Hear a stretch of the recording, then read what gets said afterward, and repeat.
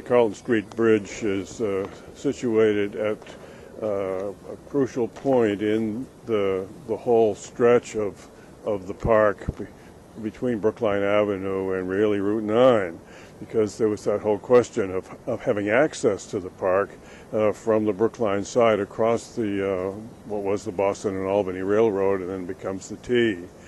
And one of the crucial elements is that this bridge is at the space that Olmsted designed not only for entrance into the park, but also for presentation of the park.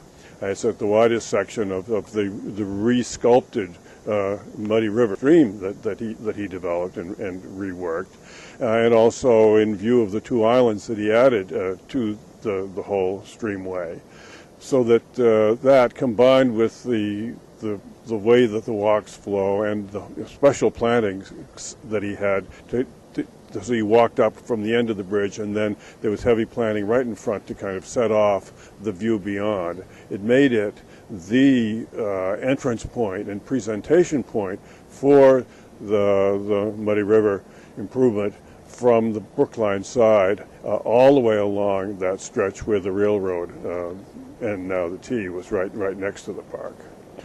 The semicircular path is, at least it serves the same purpose as which is the other space along the Brookline side of the Muddy River that Olmsted specially prepared for presentation. You know, that one is to present Leverett Pond, and this one is to present the very special part of the Muddy River itself.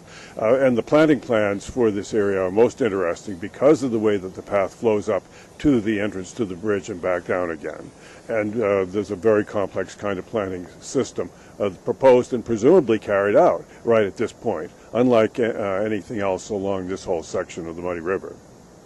So far as the bridge is concerned, Olmsted and his firm worked very closely with Alexis French for many years along the whole Brookline Park system. He was a trusted engineer. He did other bridge work in the Muddy River section.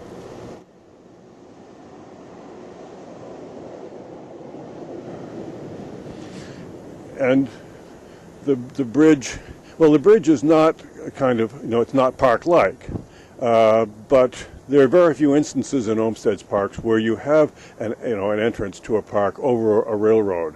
And in effect, this what French came up with, and Olmsted certainly approved, was something that was really railroad-like. After all, it goes over the railroad. It's really not part of the park. You get to the park at the end of the bridge. The interesting thing is that there is some, decoration on this bridge. At least there is that kind of industrial pattern on the railings themselves, and that's very similar to the treatment that H.H. Richardson and the city engineers of Boston came up with for the bridge over the railroad tracks at the north end of the Back Bay Fens. Same thing, a very simple bridge with a bit of decorated ironwork along the walls, the edges of the bridge, so that the fact and the existence of that other bridge at the north end of the Fens is a very interesting. It's not, so it means that this bridge is not the only iron bridge, an iron-sided bridge in the system. The other one is designed, approved by, and partially designed by Richardson, and the drawings in his office show that he particularly was the author of the somewhat decorative walls along each side of the bridge.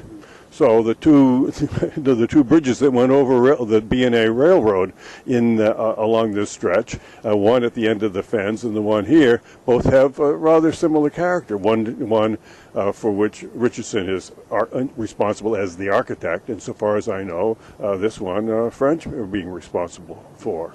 It would be a special vista, kind of a welcoming one, as the vista at the Allerton Overlook is.